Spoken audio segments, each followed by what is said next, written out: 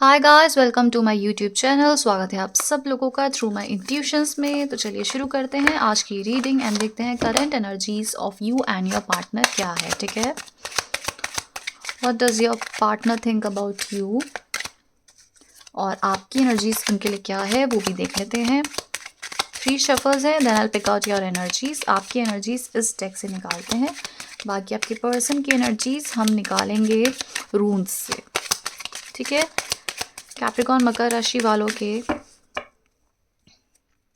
Life में, love life में क्या चल रहा है, करंट एनर्जीज उनके पार्टनर के लिए क्या है, please guide me and tell me. Last shuffle है।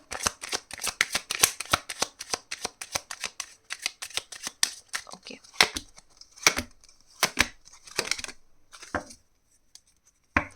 टॉयल एंड लेबर, आपकी एनर्जीज क्या चल रही है आपके पार्टनर के लिए, ये वो कार्ड्स हैं। सो लेट्स सी एंड या a very happy Navratri to all of you. नववर्ष भी है हिंदू धर्म में और आज सारा दिन उसी में ही रही थी मैं, बिजी मेडिटेशन एंड पूजा और सब चीज़ों में। सो या आई विश आप सबके लाइफ में हैप्पीनेस आए, प्रॉस्पेरिटी आए, गुड लक आए। Let's start. सो यहाँ पर आया है unexpected income, message of concern, imprisonment, distance, horizon and marriage. जैसे कि आपकी लाइफ में ना, आपके मन में मुझे लगता है कि something change is happening inside you. आप कहीं एफर्ट्स लगा रहे हैं खुद को स्ट्रॉन्ग बनाने में, प्रिविलेज्ड लेडी, खुद को स्ट्रॉन्ग बनाने में किसी का सहारा नहीं चाहिए, या अपने इमोशन साइड को बैक स्टेज पे रख के, बैक सीट पे रख के अपना स्ट्रॉन्गर वर्जन की तरफ आप ज़्यादा मेहनत कर रहे हैं। Toil and labour and privileged lady, है ना।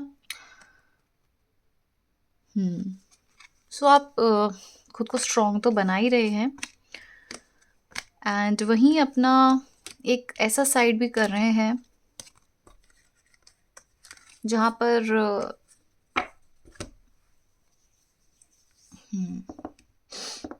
Something is changing. पता नहीं क्यों मुझे लग रहा है कि मुझे और डेक भी यूज़ करनी चाहिए, क्योंकि मुझे क्लैरिफाई करना है इन सब चीज़ों को। इन्हीं कार्ड से कर लेती हूँ, क्योंकि अनएक्सपेक्टेड इनका मैसेज ऑफ कंसर्न, तो ये मुझे फाइनेंसेस एंड करियर के अलावा भी कुछ चीज़ लग रही है यहाँ पे। Let's clarify message of concern. Wealthy man, unexpected income क्यों आया है? आज थोड़ा सा ना कंफ्यूजन हो रहा है कार्ड्स का।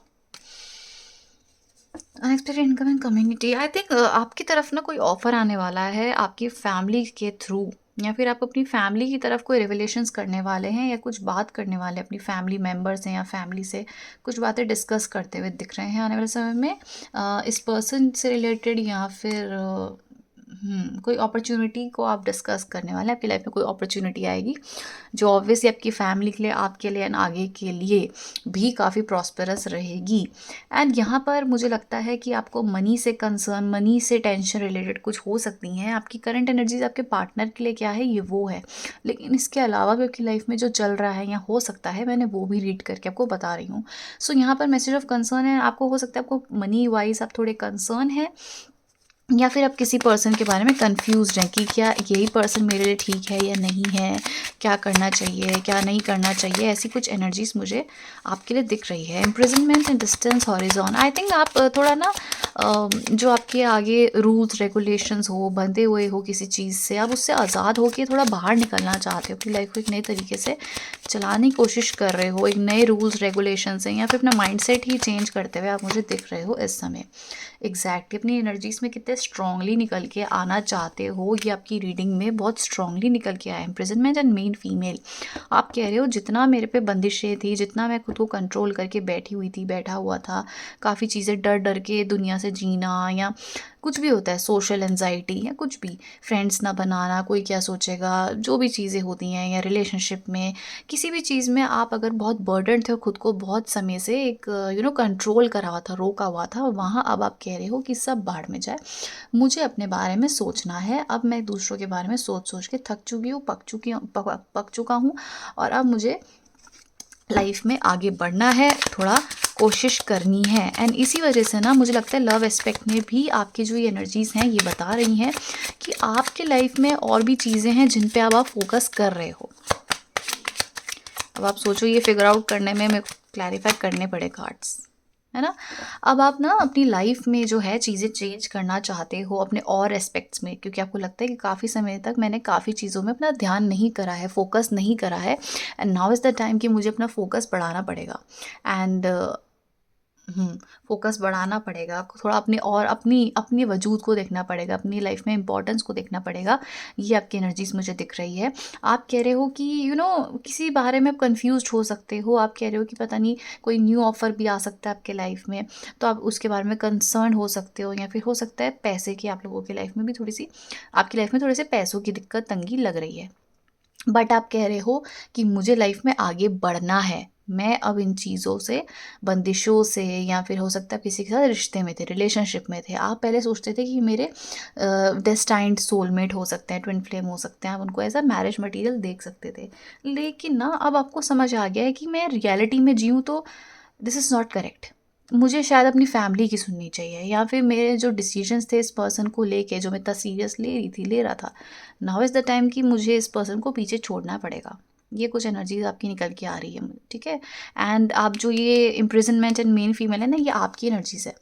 आप कह रहे हो इस जेल से बाहर निकल के, जो मेरे दिमाग में इतना सब कुछ चलता जा रहा है, जो भी टेंशन है, इन सब चीज़ों को मैं नहीं चाहती। इस रिश्ते में जो भी मेरी प्रॉब्लम्स आ रही हैं, समझो आपके रिश्ते में अभी तक कुछ सही नहीं चल रहा था, आपके पर्सन भी आपको समझने की कोशिश नहीं कर रहे थे, तो अब आप कह रहे हो कि मुझे इन चीज़ों में अब फ़र्क नहीं पड़ रहा है, मुझे अपनी लाइफ में रिस्पेक्ट चाहिए, ऑनर चाहिए, और इन चीज़ों को पाने के लिए मैं इस रिश्ते से भी दूर जाना चाहती हूँ, या चाहता हूँ, और मुझे अपनी लाइफ में एक नई शुरुआत करनी है। मैरिज क्यों आया है? लेट्स सी मैरिज की एनर्जीज क्यों आई है। Please guide me and tell me marriage की energies. Thank you. Change, I think बहुत जल्दी आपकी लाइफ में कोई न्यू पर्सन एंटर करने वाला है, एंड हो सकता है आपको अरेंज मैरिज में ही ये पर्सन मिले, एंड ये जो चेंज आएगा आपको प्रॉपर मैरिज देगा, रिस्पेक्ट देगा। अभी तक आपको जो पिछले रिलेशनशिप से नहीं मिला है, पिछले पार्टनर्स हो सकते थे, ठीक है, बहुत पार्टनर्स हो सकते हैं, किसी का एक पार्टनर, जो भी हो, डजेंट मैटर, पर जब भी आपके कोई रिलेशनशिप आया है वो सक्सेसफुल नहीं रहा है, एंड आप हमेशा एक प्यार, एक रिश्ते से एक्सपेक्ट करना, या फिर आप एक जो एक्सपेक्टेशंस होती हैं वो आपके खरे नहीं उतरते हैं पार्टनर्स। लेकिन अब जो आपकी लाइफ में आने वाला है, हो सकता है अरेंज मैरिज के थ्रू ही आए, ठीक है। एंड यहाँ पर आपकी लाइफ में मैरिज की पॉसिबिलिटीज़ हो सकती है, मे बी मई में हो सकती है, या फिर इन नेक्स्ट 3 मंथ्स कुछ चेंज आ सकता है, या फिर third week third week of April में कुछ चेंज आ सकता है, मैरिज प्रपोजल डायरेक्ट आ सकता है, या फिर फर्स्ट वीक में भी हो सकता है। सो आपको एक मैरिज प्रपोजल आ सकता है, न्यू पर्सन की एंट्री हो सकती है, एंड इस समय आप इतने स्ट्रॉन्ग खुद को बनोगे, आप इतने स्ट्रॉन्गली एनर्जीज़ को अपने फॉलो करोगे कि आप खुद भी देखोगे कि वाओ, मेरी लाइफ में कितने अच्छे चेंजेस आ सकते थे। एंड यहाँ पे फैमिली सपोर्ट बहुत कॉन्स्टेंटली दिख रहा है। अच्छा, जो ऑलरेडी मैरिजेस में हैं, जिनकी शादी हो चुकी है, एंड अपने पतियों के लिए सुन रहे हैं, बीवियों के लिए सुन रहे हैं, आपकी लाइफ में एक टर्मोइल चल रहा है, मतलब तूफान चल रहा है, परेशानी चल रही है, एंड सून यहाँ पे चेंजेस हो सकते हैं। लेकिन ये changes third week of April, या फिर विद इन 1 मंथ चेंजेस आपकी लाइफ में, मतलब अच्छे चेंजेस हो सकते हैं। लेकिन आपकी एनर्जीज इसमें बहुत निखरती भी आएगी, आप खुद की इंपॉर्टेंस समझने की कोशिश करेंगे। ऑल राइट, लेट्स सी आपके पार्टनर आपके लिए क्या सोच, मतलब आपके पार्टनर की लाइफ में क्या चल रहा है। पहले सबसे पहले तो यही देखते हैं कि आपके पार्टनर की लाइफ में क्या चल रहा है करेंटली।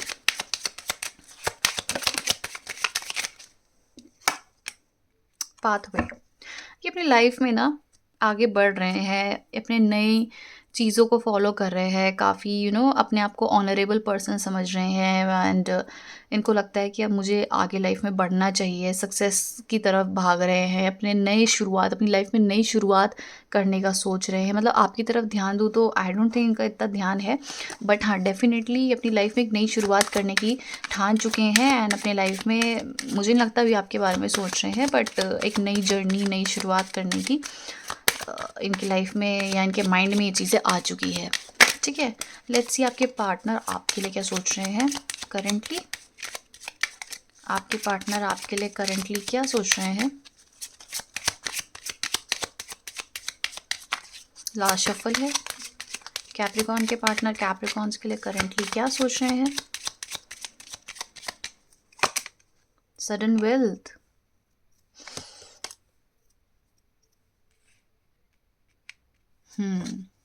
7 7 7 11। ओके, आई थिंक ये आपकी लाइफ में अगर अभी आप नो कांटेक्ट सिचुएशन में हो तो अचानक ही कांटेक्ट कर देंगे, और ये भी हो सकता है कि इनको लगता है कि आपको सिर्फ और सिर्फ पैसों से मतलब है। ये सक्सेसफुल हैं तो आप रहोगे, मतलब कहीं ना कहीं वेल्थ कनेक्टेड है आप दोनों के बीच में। नहीं है तो आई डोंट नो कोई क्या रीज़न हो सकता है, बट इस पर्सन को लगता है कि शायद आपको वेल्थ ही दिखती है, या उनको ये लग रहा है कि आपकी लाइफ में पैसा इंपॉर्टेंट है तो आप पैसे के पीछे जा रहे हो, या फिर इस पर्सन की तरफ से आपको कोई मैसेज कॉल अचानक ही आ सकता है। दो पॉसिबिलिटीज़ हैं। ये लगता है कि आपके अंदर घमंड है, आपको सिर्फ पैसे से मतलब है, और अचानक पैसा दिख गया तो शायद आप आउट हो चुके हैं इनकी लाइफ में, या फिर समवेयर कोई ऑफ़र बता सकते हैं, या इनकी लाइफ में कुछ चेंज आ रहा है, कोई न्यू जॉब ऑफ़र या ऐसा कुछ हो सकता है, तो इस रिगार्डिंग आपको कॉल मैसेज कर सकते हैं।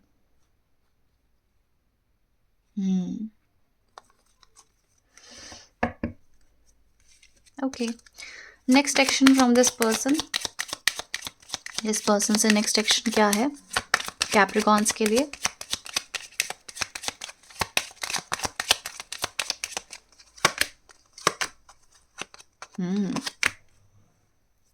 वही कार्ड्स आए हैं ना, occupation, coffin and privilege lady.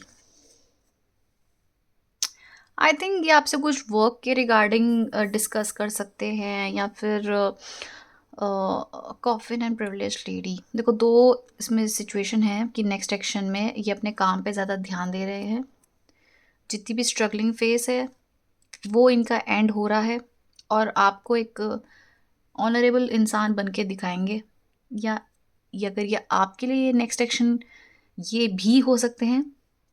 दो कंडीशंस हैं जहाँ पर ये दिखाएंगे कि इनके जो स्ट्रगलिंग फेज थे, हार्ड वर्क जितना भी इनको करा है, अब इनको अच्छी ऑफरिंग्स या अच्छा इनके लाइफ में चेंज आ चुका है।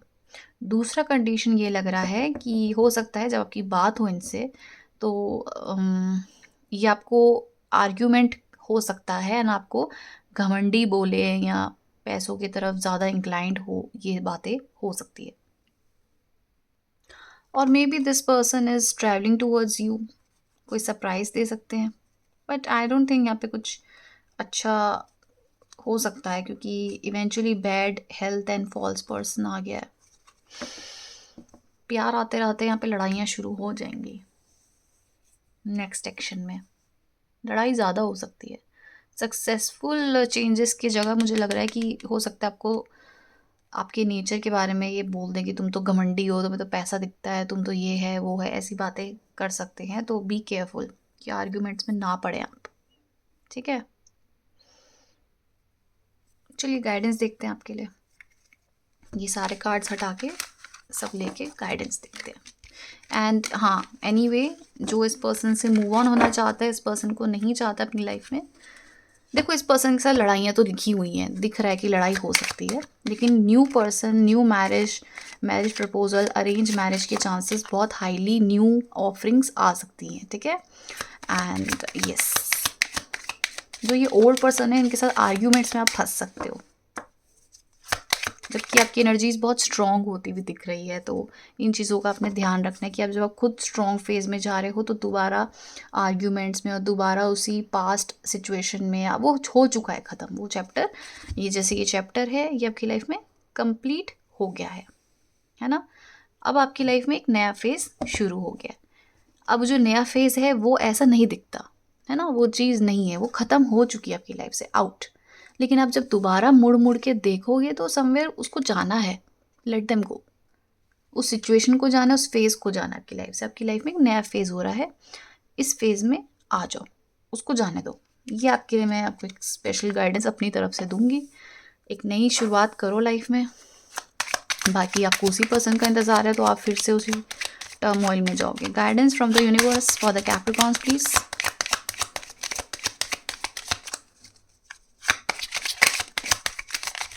Family room. फैमिली के साथ बैठो, फैमिली के साथ टाइम बिताओ and now is the time कि अपने आप को स्ट्रॉन्ग बनाओ कि अब आपको खुद की फैमिली भी अगर बनाने का समय आ चुका है तो आप खुद को स्ट्रॉन्ग बनाओ एंड फैमिली के साथ रिलेशन अच्छे करो, अच्छी भावना रखो एंड अपने आप को इतना रिस्पॉन्सिबल बनाओ कि अब अगर आपकी शादी नहीं हुई है, सिंगल हो, तो रिस्पॉन्सिबिलिटीज़ उठाने के लिए। शादी सिर्फ रोमांटिसाइजिंग के लिए नहीं होता है, रिस्पॉन्सिबिलिटीज़ भी होती हैं।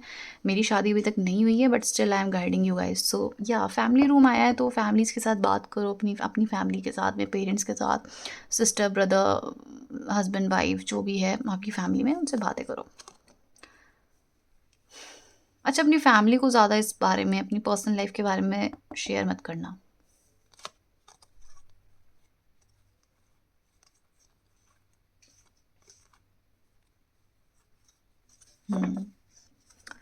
Y family room, let's clarify.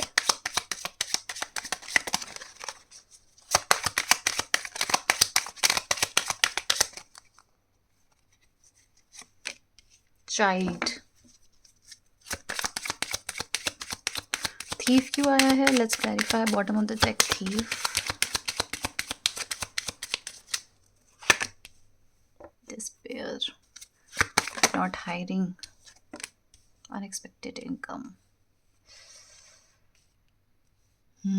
I think आपको बहुत ही ज़्यादा इमेच्योरली देखा जाता है आपके घर में, आप ये भी चीज़ें फेस कर रहे हैं, तो आपको बोला जा रहा है कि इतना इस बारे में मत सोचो, ठीक है? आपको कैसा ट्रीट करा जा रहा है, कैसा नहीं करा जा रहा है, आप रिस्पॉन्सिबल पर्सन बनो, अपनी फैमिलीज़ के साथ रिश्ता ख़राब मत करो। जो भी आपको लगता है कि ओवर थिंकिंग में जा रहे हो कि मेरी फैमिली अच्छे से बात नहीं कर रही है, किसी किसी के लिए हो सकता है, मुझे बताना आपकी फैमिली अगर आपसे अच्छे से आपका बनता है आपकी फैमिली के साथ तो बताना। बट यहाँ पे गाइडेंस आया है कि फैमिली के साथ अगर नहीं बनता है तो इतना ओवर थिंकिंग मत करो। आपकी लाइफ में ये चीज़ें भी चेंज हो रही है, ठीक है? अगर आपकी नहीं बन रही है या फैमिलीज़ के साथ इश्यूज़ हैं, जो भी हैं, वो रिजॉल्व होंगे। उनके लिए कोई डाउट मत रखो, एंगर इश्यूज़ मत रखो, चिल करो थोड़ा। ऑलराइट, ये कुछ एनर्जीज़ हैं। कैसी लगी वीडियो प्लीज़ बताना। Okay guys, bye, thank you so much for watching.